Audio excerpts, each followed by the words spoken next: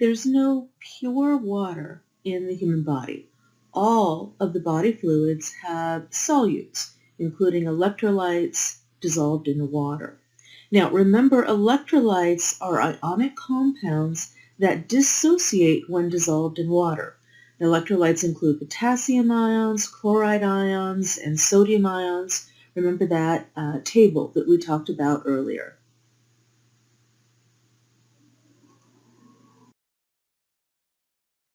As we've discussed throughout A&P, electrolytes have many functions in the human body, and they're essential for our survival. Now, this table is for kind of a quick review of some of the major electrolytes and their metabolic functions that we've discussed. So sodium. Sodium is the most abundant electrolyte found in extracellular fluid.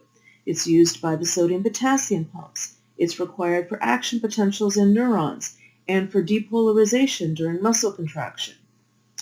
Potassium ion. Potassium ion is the most abundant cation in the cytosol of the cells, inside the cells.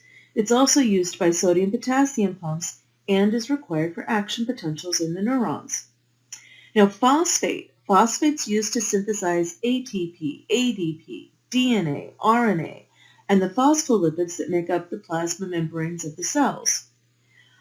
We've not actually talked a lot about magnesium, but it's also part of the RNA and DNA structures. It's required for muscle relaxation and function of many of the enzymes.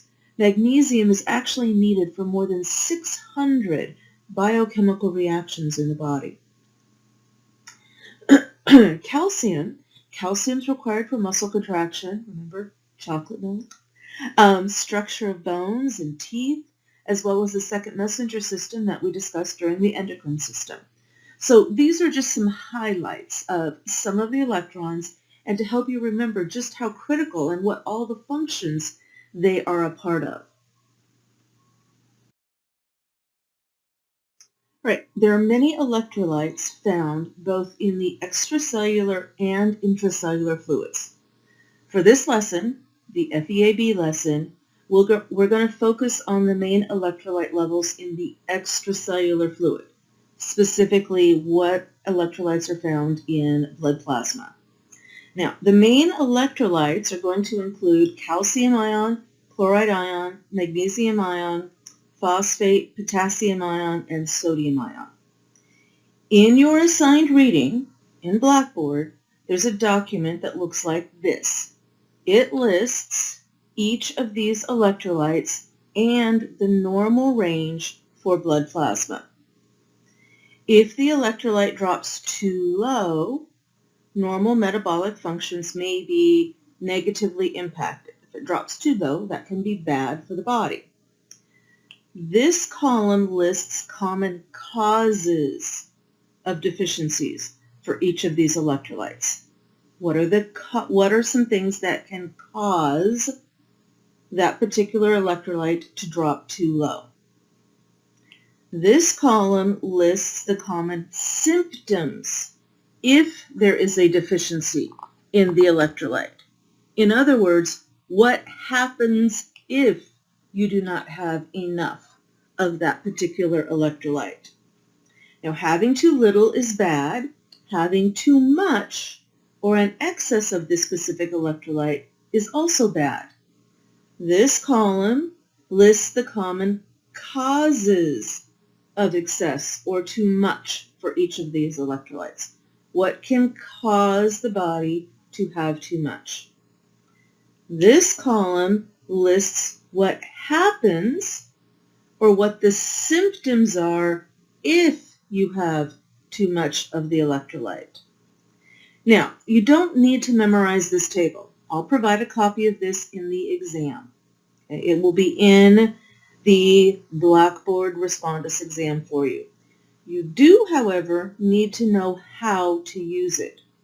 For example, let's say I have a patient whose magnesium ion level, his plasma magnesium ion level, is 2.3 milliequivalents per liter.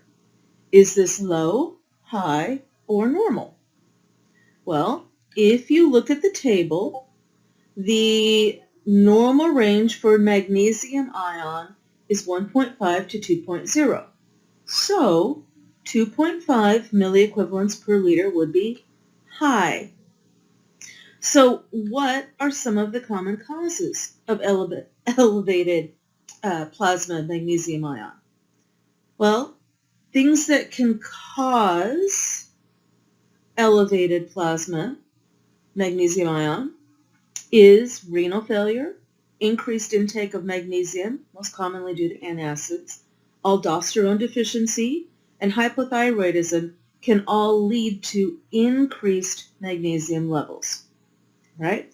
So now, if you have elevated magnesium levels, what are some of the potential symptoms? Symptoms of elevated magnesium levels include hypotension or low blood pressure, muscular weakness or flaccid paralysis, nausea, vomiting, and altered mental functioning, which is often described as confusion or delirium.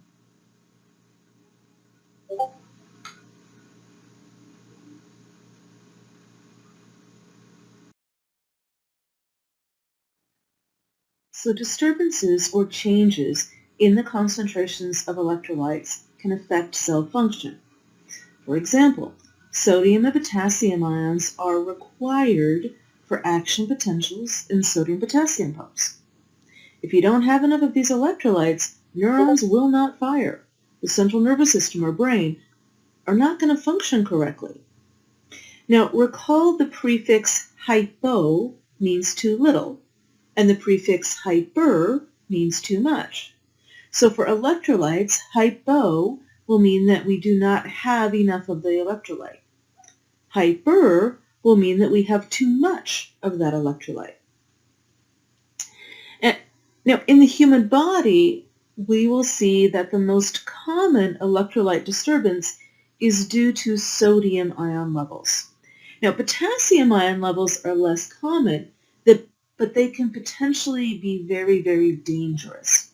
Now, why is this? Sodium and potassium ions are two of the primary electrolytes in the human body because they're the most abundant ions in the extracellular and intracellular fluids. Specifically, sodium ion is the most abundant electrolyte in the extracellular fluid, plasma, interstitial fluid. Potassium ion is the most abundant electrolyte in the cytosol, inside the cell. And both of these ions directly affect normal functioning of all cells.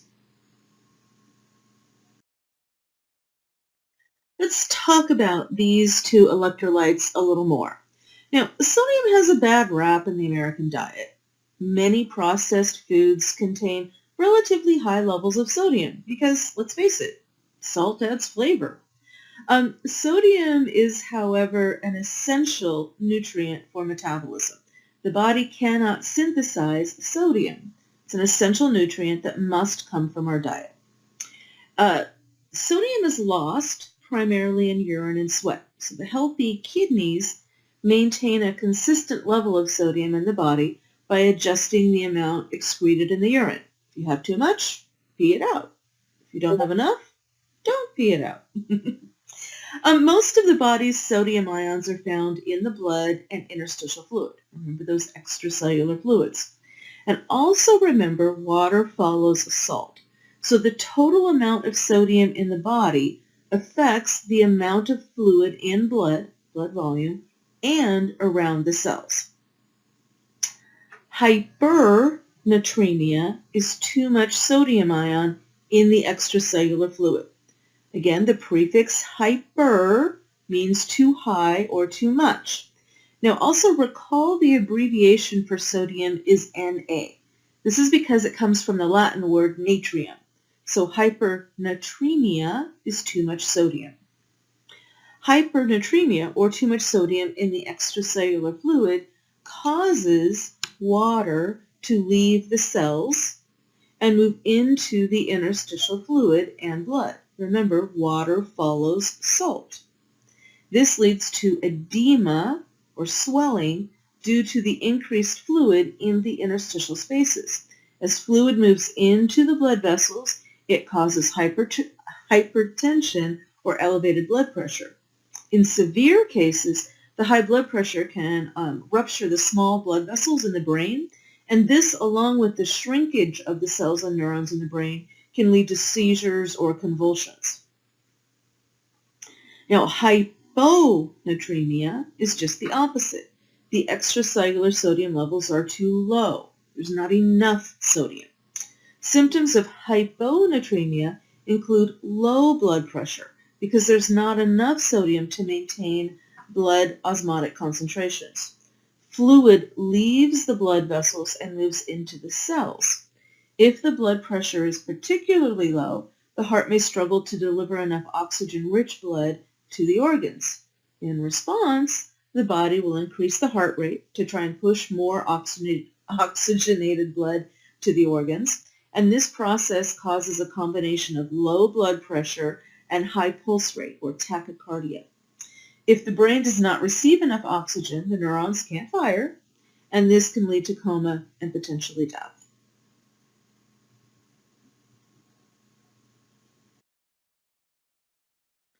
Again, hypernatremia is too much sodium ion in the extracellular fluid.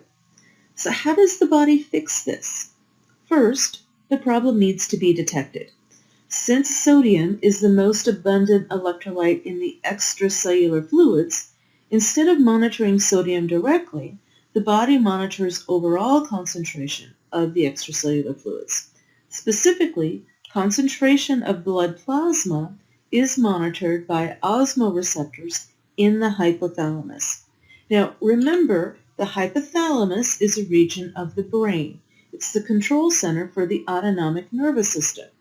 Now, the hypothalamus coordinates with the endocrine system and the posterior pituitary gland to trigger the release of ADH, antidiuretic hormone.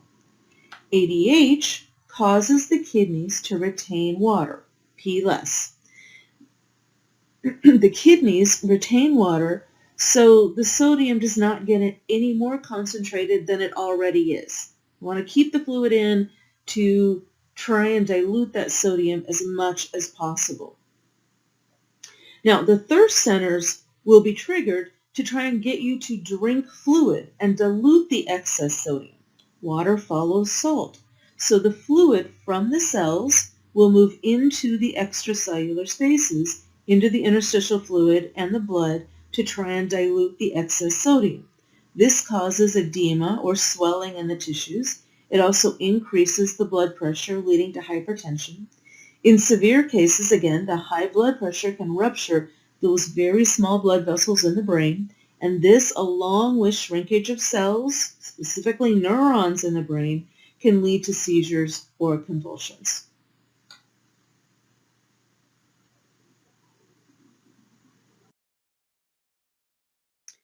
Hyponatremia is too little sodium ion in the plasma, or not enough sodium ion. So where does all the sodium go? Well, again, even though it has a bad rap in the American diet, sodium is an essential nutrient. A healthy, active adult needs between 200 and 500 milligrams of sodium per day. Increased sodium loss can lead to hyponatremia. How do you lose sodium? Well, since sodium is the most abundant electrolyte in the extracellular fluids, losing fluids can lead to hyponatremia. So diarrhea and vomiting can lead to hyponatremia. As we talked about previously, aldosterone deficiency can also lead to hyponatremia. This hormone, aldosterone, uses sodium-potassium pumps. It stimulates reabsorption of sodium and excretion of potassium. If you don't have enough aldosterone, you will not reabsorb sodium and it will be lost in the urine. Diuretics cause you to pee more. Depending on the type of diuretic and its mechanism of action, it may work by inhibiting sodium reabsorption and promoting sodium excretion. Water follows salt. So if more sodium is lost in the urine, more water will be pee more water, and pee more sodium. We talked about water intoxication in the previous section. Remember Jennifer. Hyponatremia can occur due to dilution from ingesting large amounts of water in relatively short periods of time. If you intake water faster than your kidneys can filter out the excess fluid, the blood will become more dilute, leading to hyponatremia. So what happens if your sodium balance is disrupted and the concentration or amount of sodium is too low? Well, sodium is required for action potentials and muscle contractions. Without enough sodium, you may experience muscle weakness. If the blood is hypotonic, then water will move out of the blood and into the cells. This can cause the cells to swell and lyse. And this is not good for the cells in and around the brain. Remember, neurons are cells. This can lead to dizziness, headache, confusion, stupor, and coma. By the way, stupor means decreased consciousness and responsiveness. So as these neurons are damaged, brain's not working, and the patient becomes less and less responsive. As the fluid leaves the blood vessels and goes into the cells, it can lead to hypotension or decreased blood pressure. Decreased blood pressure then can cause tachycardia or rapid heart rate. The heart beats faster to try and keep blood flowing to the organs when the pressure drops.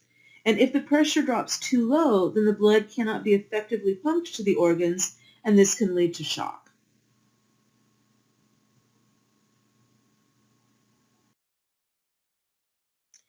Potassium imbalances are less common, but they can be more dangerous than sodium imbalances.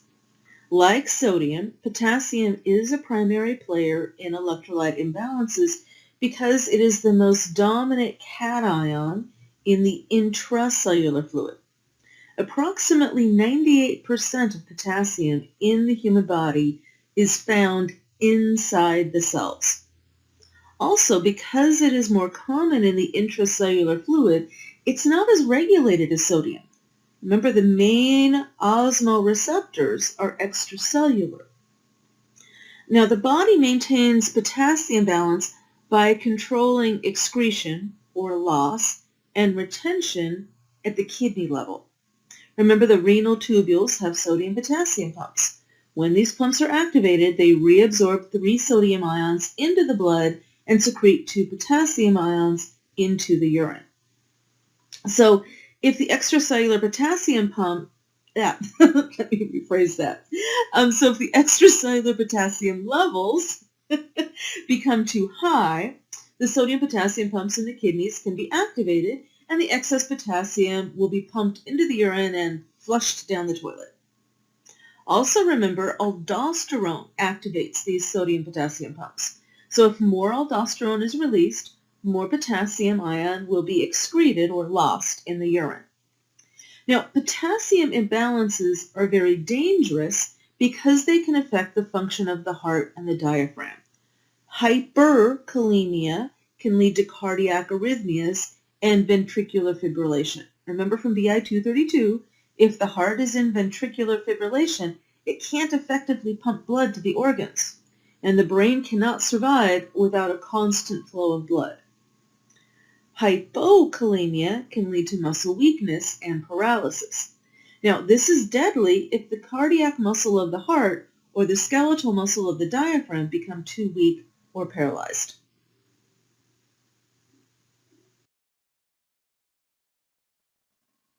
So again, hyperkalemia is too much potassium in the extracellular fluid. Now, hyperkalemia, interestingly enough, is often associated with acidosis, or when the plasma pH drops and becomes too acidic. We'll talk more about this later in this lesson, but when the body tries to fix or buffer acidosis, it will subsequently create hyperkalemia. So by fixing a problem, it causes another problem. Remember, pH is a measure of free hydrogen ion. Acidosis is due to too much or too many free hydrogen ions. And the body needs to get rid of or buffer the excess free hydrogen ions. Potassium cellular ion exchange, again, we'll be talking about this later in the lesson, but the potassium cellular ion exchange is one way to buffer acidosis. The cells are way better at buffering acid than the blood plasma. So when the blood becomes too acidic, it will move the extra hydrogen ions out of the plasma into the cells. And to balance the charge on the cells, for every cation that moves into the cells, hydrogen ion has a positive charge, a cation must move out of the cell. Again, the most abundant cation inside cells just happens to be potassium. So the cellular potassium ions are exchanged for hydrogen ion. Also, when the body becomes too acidic, the sodium-potassium pumps in the kidney will actually switch to sodium-hydrogen pumps. This is kind of a really cool process. They'll absorb 3 sodium ions and secrete 2 hydrogen ions. This allows the kidney to excrete the excess hydrogen ion in the urine. Unfortunately, this also means the kidneys can't excrete the excess potassium ions. So what happens if you have hyperkalemia? Most of the signs and symptoms are a result of the impaired nerve conduction or action potentials and muscle contraction problems or dysfunction. Recall potassium is necessary for action potentials. Without balanced potassium levels, neurons or any excitable cell will not fire correctly. Remember the stages of action potential, 232. Threshold, depolarization, repolarization, hyperpolarization, and reset. Sodium ions enter during depolarization. Potassium ions exit during repolarization and hyperpolarization. Sodium-potassium pumps reset the system so the neuron can go back to rest and do it all over again. Well, with hypernatremia, there's too much sodium outside of the cells in the extracellular fluid. This means that the neurons in those excitable cells, like cardiac muscle cells, skeletal muscle cells, and smooth muscle cells, they can depolarize, but they're not going to be able to repolarize or reset correctly. And this stops the action potential.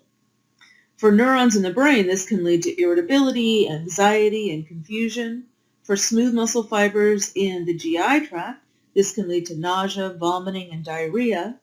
For skeletal muscle fibers, this leads to muscular weakness and, in extreme cases, paralysis. Definitely not good for the diaphragm and a patient's ability to breathe. For the cardiac muscle fibers, this can cause life-threatening heart rhythm changes or cardiac arrhythmias, including ventricular fibrillation. This means the ventricles are not pumping blood into the body. Without immediate medical intervention, this can become fatal.